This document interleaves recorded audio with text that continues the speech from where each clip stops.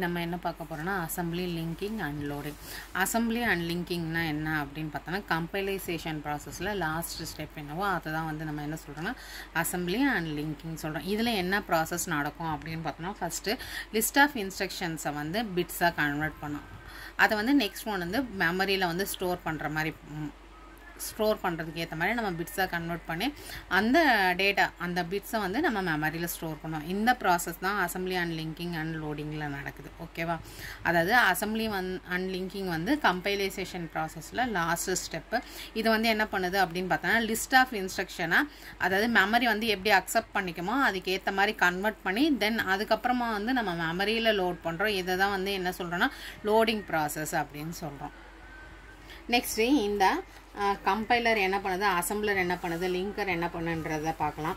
இப்போ நார்மலாக நமக்கு என்ன இருக்கும்னா ஹை லெவல் லாங்குவேஜ் இருக்கும். இந்த லாங்குவேஜை நம்ம என்ன பண்ணுறோன்னா கம்பைலர் மூலமாக கம்பைல் பண்ணோன்னா என்ன நடக்கும்னா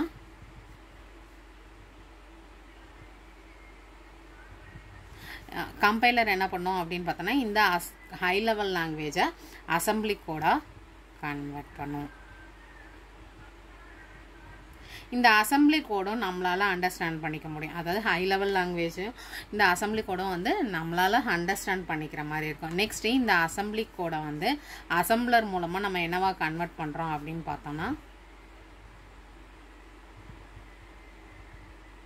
ஆப்ஜெக்ட் கோடாக மாற்றுறோம்.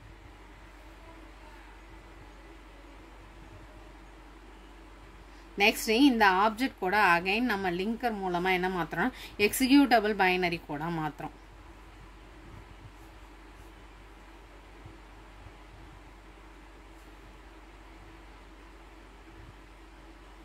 இந்த லிங்கர் வந்து கன்வெர்ட் பண்ணதுக்கப்புறம் என்னவா மாறுது எக்ஸிக்யூட்டபிள் பைனரியாக மாறுது.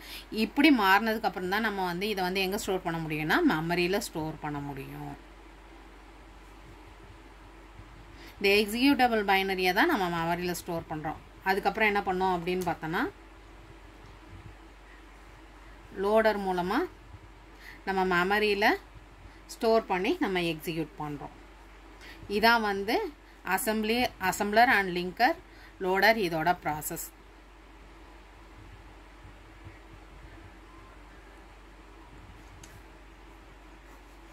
இது வந்து ப்ராசஸ். ஓகேவா? ஹை லெவல் லாங்குவேஜை நம்ம கம்பைலர் மூலமாக என்னவா கன்வெர்ட் பண்ணுறோன்னா அசம்பிளி கோடை கன்வெர்ட் பண்ணுறோம். நெக்ஸ்ட்டு இந்த அசம்பிளர் என்ன பண்ணுது அப்படின்னு பார்த்தோன்னா அசம்பிளி கோடை வந்து ஆப்ஜெக்ட் கோடாக மாற்றுது. நெக்ஸ்ட் ஒன்று வந்து இதில் ஆப்ஜெக்ட் கோடை வந்து லிங்கர் வந்து இந்த ஆப்ஜெக்ட் கோடை என்னவா கன்வெர்ட் பண்ணுதுன்னா எக்ஸிக்யூட்டபிள் பைனரியாக மாற்று. இந்த எக்ஸிக்யூட்டபிள் பைனரி கோடை தான் நம்ம மெமரியில் வந்து ஸ்டோர் பண்ணி எக்ஸிக்யூட் பண்ண முடியும். அப்படி மெமரியில் ஸ்டோர் பண்ணி லோட் பண்ணுறதுக்கு நம்ம என்ன யூஸ் பண்ணுறோம்னா லோடர் மூலமாக மெமரியில் ஸ்டோர் பண்ணிவிட்டு நம்ம எக்ஸிக்யூட் பண்ணுறோம். நெக்ஸ்ட் ஒன்று வந்து இது பேசிக்காக 2 டைப் ஆஃப் அட்ரஸிங் இருக்குது. அட்ரஸிங் வந்து எங்கே நடக்கும் அப்படின்னு பார்த்தோன்னா அசம்பிளர்ஸில் தான் நடக்கும். இப்போ வந்து இந்த அட்ரஸில் வந்து 2 டைப்ஸ் இருக்கும். ஒன்று வந்து அப்சல்யூட் அட்ரஸ், நெக்ஸ்ட் ஒன்று வந்து ரிலேட்டிவ் அட்ரஸ். அப்சல்யூட் அட்ரஸ்னால் என்ன அப்படின்னு பார்த்தோன்னா இப்போ இங்கே வந்து அசம்பிளி கோட் இருக்குல்ல, அந்த அசம்பிளி கோடில் வந்து நம்ம ப்ரோக்ராம் ஸ்டார்டிங் அட்ரஸ் இருக்குல்ல அதை தான் வந்து என்ன சொல்கிறோன்னா அப்சல்யூட் அட்ரஸ் அப்படின்றோம். நெக்ஸ்ட் ஒன் வந்து ரிலேட்டிவ் அட்ரஸ்னால் என்ன அப்படின்னு பார்த்தோன்னா இந்த ஸ்டார்டிங் அட்ரஸ் இருக்குல்ல the origin of the assembly language model is to computer later. அதாவது இந்த ஆர்ஜினில் இருக்க அந்த கோடை வந்து நம்ம லேட்டராக கம்ப்யூட் பண்ணோன்னா அந்த கோடை தான் வந்து நம்ம என்ன சொல்கிறோன்னா ரிலேட்டிவ் அட்ரஸ் அப்படின்னு சொல்கிறோம். அதாவது இந்த ரிலேட்டிவ் அட்ரஸிங் ப்ராசஸ் தான் எதோட பேசிக் ப்ராசஸாக இருக்கும் அப்படின்னு பார்த்தோன்னா எக்ஸிக்யூட்டபிள் கோடை. அதாவது இந்த ப்ராசஸில் வந்து பேசிக் ப்ராசஸ் என்ன இந்த ரிலேட்டிவ் அட்ரஸ் அசைன் பண்ணுறது தான். இந்த ரிலேட்டிவ் அட்ரஸ்னால் என்ன அப்படின்னு பார்த்தோன்னா ஆர்ஜின் ஆஃப் த ப்ரோக்ராம் இருக்குல்ல அதுக்கு வந்து நமக்கு அகைன் கம்ப்யூட் பண்ணி ஒரு அட்ரஸ் அசைன் பண்ணுறோம். அதுதான் வந்து என்ன சொல்கிறோன்னா ரிலேட்டிவ் அட்ரஸ் அப்படின்னு சொல்கிறோம். அசம்பிளர் வந்து என்ன பண்ணும் அப்படின்னு பார்த்தோன்னா அசம்பிளி கோடை வந்து நமக்கு ஆப்ஜெக்ட் கோடை மாட்டோம். பட் ஆனால் assemblers not only translate assembly code into object code, it also translate op code and format the bits in each instruction and translate labels into address. அதாவது அசம்பிளர் வந்து அசம்பிளி கோடை வந்து ஆப்ஜெக்ட் கோடை மட்டும் மாற்றாது அண்ட் தென் அது next என்ன பண்ணோம் அப்படின்னு பார்த்தோன்னா ஆப் கோடாக கன்வெர்ட் பண்ணோம் அண்ட் தென் வந்து அந்த பிட்ஸை வந்து ஃபார்மேட் பண்ணோம். அதுக்கடுத்து வந்து ஒவ்வொரு இன்ஸ்ட்ரக்ஷனையும் வந்து டிரான்ஸ்லேட் லேபிள்ஸ் மாற்றி அண்ட் தென் அதை வந்து அட்ரஸாக கன்வெர்ட் பண்ணும். இந்த ப்ராசஸ் தான் பண்ணும். அசம்பிளர் வந்து என்ன பண்ணும் அப்படின்னு பார்த்தோன்னா ஆப்கோடாகவும் கன்வெர்ட் பண்ணும். அண்ட் தென் அதை வந்து ஃபார்மேட், அதோட பிட் ஃபார்மேட் வந்து ஃபார்மேட் பண்ணும். அண்ட் தென் அந்த ஒவ்வொரு இன்ஸ்ட்ரக்ஷனையும் வந்து லேபிள்ஸாக இருக்கிறத வந்து அட்ரஸாக கன்வெர்ட் பண்ணும். இந்த ப்ராசஸ் தான் வந்து அசம்பிளரில் நடக்குது. நெக்ஸ்ட் ஒன் வந்து local translation is the more complex டாஸ்கா. அதாவது அசம்பிளரோட ரொம்ப காம்ப்ளெக்ஸ் டாஸ்க் என்ன அப்படின்னு பார்த்தோன்னா லோக்கல் டிரான்ஸ்லேஷன் தான் சொல்கிறோம். இப்போ இதில் வந்து 2 பாஸஸ் இருக்குது. The first pass scans the code to determine the address of each label. அதாவது ஃபர்ஸ்ட் பாஸ் என்ன அப்படின்னு பார்த்தோன்னா ஒவ்வொரு இதுக்கும் வந்து நம்ம அட்ரஸ் அசைன் பண்ணணும். அது எது மூலமாக அசைன் பண்ணுறோம்னா ஸ்கேன் பண்ணி ஒவ்வொரு லேபிளுக்கும் வந்து நம்ம அட்ரஸ் அசைன் பண்றோம். செகண்ட் ஒன் என்ன அப்படின்னு பார்த்தோம்னா the second pass assembler assembles the instruction using label values computed in the first pass. இந்த ஃபர்ஸ்ட் பாஸ்ல நம்ம அட்ரஸ் டிட்டர்மைன் பண்ணுறோம்ல ஒவ்வொரு லேபிளுக்கும், அதை பேஸ் பண்ணி நம்ம வந்து அதை அசைன் பண்ணுறோம், அசம்பிள் பண்ணுறோம். அதை தான் வந்து என்ன சொல்கிறோம்னா செகண்ட் பாஸ் அப்படின்னு சொல்கிறோம். இப்போ வந்து ஃபர்ஸ்ட் பாஸில் நம்ம என்ன பண்ணுறோம், ஸ்கேன் பண்ணி ஒவ்வொரு லேபிளுக்கும் வந்து அட்ரஸ் அசைன் பண்ணுறோம். செகண்ட் ஒன் வந்து என்ன பண்ணுறோம் அப்படின்னு பார்த்தோன்னா அந்த அசைன் பண்ண அட்ரஸை வந்து நம்ம அசம்பிள் பண்ணுறோம். அதாவது இன்ஸ்ட்ரக்ஷன்ஸ் அட்ரஸ் பேஸில் வந்து இப்போ 1 2 3 அப்படி லைன் அப் பண்ணுறோம்ல, அதே மாதிரி நம்ம வந்து இன்ஸ்ட்ரக்ஷன்ஸை வந்து அசம்பிளர்ஸ் மூலமாக நம்ம அசம்பிள்ஸ் பண்ணுறோம். இதான் வந்து செகண்ட் பாஸில் நடக்குது. ஓகேவா, இதான் வந்து அசம்பிளரில் நடக்கிற ப்ராசஸ். இப்போ எக்ஸாம்பிள் வந்து ஒரு இன்ஸ்ட்ரக்ஷன் இருக்குன்னு வச்சுக்குவோம்.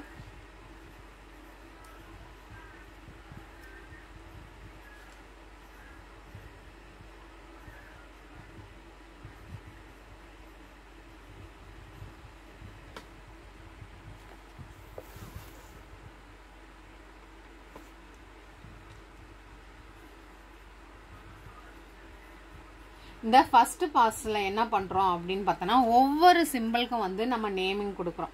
அண்ட் தென் அட்ரஸ் வந்து நம்ம கொடுக்குறோம். அந்த அட்ரஸ் வந்து எங்கே ஸ்டோர் பண்ணுறோம் அப்படின்னு பார்த்தோன்னா சிம்பிள் டேபிளில் ஸ்டோர் பண்ணுறோம்.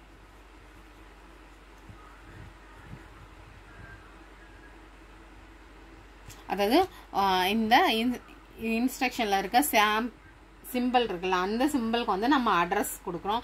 அந்த அட்ரஸை எங்கே ஸ்டோர் பண்ணுறோம் அப்படின்னு பார்த்தோன்னா சிம்பிள் டேபிளில் ஸ்டோர் பண்ணுறோம்.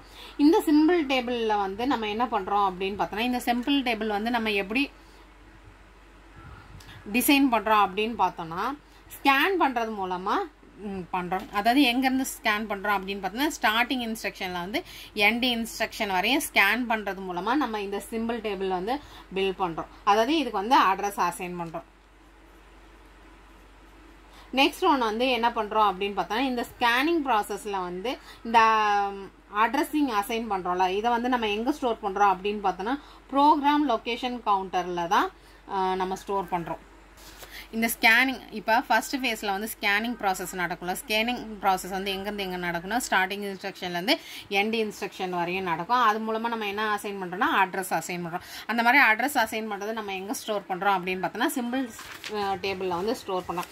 இந்த ஸ்கேனிங் ப்ராசஸ் நடக்கும்போது கரண்ட் மெமரி லொக்கேஷனை வந்து நம்ம எங்கே ஸ்டோர் பண்ணுறோம் அப்படின்னு பார்த்தோன்னா ப்ரோக்ராம் லொக்கேஷன் கவுண்டரில் வந்து ஸ்டோர் பண்ணுறோம். இந்த ப்ரோக்ராம் லொக்கேஷன் கவுண்டரில் ஸ்டோர் பண்ணுற மெமரி வந்து நம்ம எக்ஸிக்யூட் பண்ணுறதுக்கு நம்ம யூஸ் பண்ணுறதுலாம் இந்த சிம்பிள் டேபிளுக்காக மட்டும் தான் நம்ம யூஸ் பண்றோம்.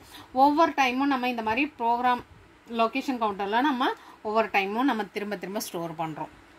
இப்போ ஒவ்வொரு டைமும் நம்ம ஸ்கேன் பண்ணி அட்ரஸ் ஸ்டோர் பண்ணுறதுக்கு அப்புறம் ஒவ்வொரு இன்ஸ்ட்ரக்ஷனும் வந்து நம்ம நெக்ஸ்ட் கண்டினியூஸாக ஸ்டோர் பண்ணிகிட்டே இருக்கோம். அப்போ ஒரு இன்ஸ்ட்ரக்ஷன் முடிச்சோடனே நெக்ஸ்ட் இன்ஸ்ட்ரக்ஷன் ஸ்டோர் பண்ணுறோம். இந்த மாதிரி ஒவ்வொரு டைமும் இப்போ ஒரு ப்ரோக்ராம் வந்து கம்ப்ளீட் ஆயிடுச்சுன்னா அகைன் நம்ம என்ன பண்ணுறோம்னா திரும்ப ஃபர்ஸ்ட்லேருந்து திரும்ப ஸ்டோர் பண்ண ஆரம்பிப்போம். இந்த ப்ராசஸ் தான் வந்து அசம்பிளரில் நடக்குது. நெக்ஸ்ட் ஒன்று வந்து என்ன சொல்கிறோம் அப்படின்னு பார்த்தோன்னா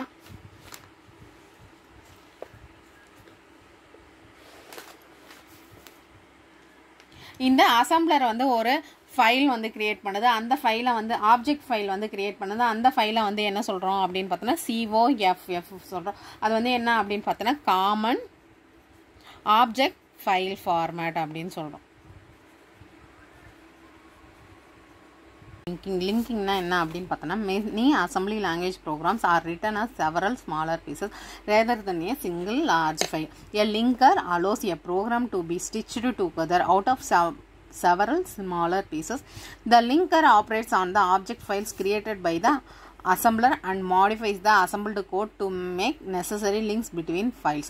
அதாவது லிங்கிங்னா என்ன அப்படின்னு பார்த்தோன்னா, இப்போ ஒரு அசம்பிளி லாங்குவேஜ் ப்ரோக்ராம் இருக்குது அப்படின்னு பார்த்தோன்னா, நம்ம வந்து லார்ஜ் ஃபைலாக ரைட் பண்ணாமல் அதை என்ன பண்ணோம்னா சிங்கிள் ஃபைலாக வந்து ஸ்மாலர் பீசஸாக வந்து இருக்கிறத வந்து நம்ம ஒன்றா பண்ணி நம்ம ப்ரோக்ராம் பண்ணுறோம். அதுதான் சொல்கிறோம். Many assembly language programs are written as several smaller pieces. அதாவது ஒரு ப்ரோக்ராம் வந்து எப்படி இருக்கும் அப்படின்னு பார்த்தோன்னா நிறைய ஸ்மாலர் பீசஸாக வந்து இருக்கும், லார்ஜ் ஃபைலாக இருக்காது. அந்த ஸ்மாலர் பீசஸை வந்து நம்ம எல்லாத்தையும் ஒன்று சேர்த்து நம்ம பண்ணுற வேலையை தான் எது பண்ணுது அப்படின்னு பார்த்தோன்னா லிங்கர் பண்ணுது. இப்போ வந்து ஒரு ப்ரோக்ராமில் இருக்குதுன்னு வச்சுக்கோங்களேன். ஃபஸ்ட்டு, செகண்டு, தேர்டு இந்த மாதிரி 3 ஸ்மால் பீசஸாக ஸ்ப்ளிட் பண்ணியிருக்காது. இது மூணுத்தையுமே ஒன்றா சேர்த்து நம்ம பண்ணுறது தான் வந்து என்ன பண்ணுதுன்னா லிங்கர் இந்த வேலையை தான் பண்ணோம் அப்படின்னு சொல்கிறாங்க. நெக்ஸ்ட் ஒன் வந்து linker operates on the object files created by the assembler code and modifies the assembled code. இப்போ வந்து நம்ம ஸ்மாலர் பீசஸ் தானே பண்ணியிருக்கோம். இப்போ ஃபஸ்ட்டு அந்த ப்ரோக்ராமில் ஃபஸ்ட்டு பார்ட்டை வந்து அசம்பிளியாக கன்வெர்ட் பண்ணியிருக்கோம், செகண்ட் பார்ட்டை தனியாக கன்வெர்ட் பண்ணியிருக்கோம், அந்த தேர்ட் ஒன்று தனியாக கன்வெர்ட் பண்ணியிருக்கோம். இது மூணுத்தையும் ஒன்று சேர்த்து பண்ணுறது தான், ஒன்று சேர்க்குற வேலையை தான் எது பண்ணுதுன்னா இந்த லிங்கர் வந்து பண்ணுது. Some labels will be defined and used in same file and other tables will be defined in a single file but used elsewhere. இப்போ வந்து நம்ம ப்ரோக்ராமில் வந்து லேபிள் மூலமாக அசைன் பண்ணியிருப்போம் இந்த ஸ்மாலர் பீசஸை ஜாயின் பண்ணுறது. அந்த லேபிள் வந்து எப்படி இருக்குன்னா அந்த சிங்கிள் ஃபைல்லே, அதாவது அந்த ஒரு ப்ரோக்ராம்லேயே இருக்கும். பட் இல்லைனா வந்து என்ன பண்ணலாம் அப்படின்னு பார்த்தோன்னா வேறு ஏதாவது ப்ரோக்ராமில் இருக்கும். பட் ஆனால் இது எல்லாத்தையுமே நம்ம எங்கே இருந்தாலுமே ஒரே டேபிளில் தான் வந்து நம்ம யூஸ் பண்ணோம். Some labels will be defined and used in the same file and other tables will be defined in a single file but used elsewhere. அதாவது some labels will be defined and used in same file. அதாவது ஒரு சில லேபிளை வந்து நம்ம என்ன பண்ணியிருப்போம்னா same ஃபைல்லே வந்து use பண்ணிடுவோம். And other tables will be defined in a single file but used, அதாவது ஒரே ஃபைல் அசைன் பண்ணியிருப்போம் பட் ஆனால் வேறு மற்ற எல்லா இடத்துக்குமே வந்து நம்ம யூஸ் பண்ணுவோம், அந்த மாதிரி இருக்கும் அப்படின்னு சொல்கிறாங்க. நெக்ஸ்ட் வந்து label defined place is known as entry point. இப்போ லேபிளை வந்து ஒரு ப்ரோக்ராமில் வந்து நம்ம டிஃபைன் பண்ணுறோம்ல அந்த பாயிண்ட்டை வந்து என்ன சொல்கிறோன்னா என்ட்ரி பாயிண்ட் அப்படின்னு சொல்கிறோம். எந்த இடத்துல லேபிளை யூஸ் பண்ணுறோமோ அதை வந்து என்ன சொல்கிறோம் அப்படின்னு பார்த்தோன்னா எக்ஸ்டர்னல் ரெஃபரன்ஸ் அப்படின்னு சொல்கிறோம்.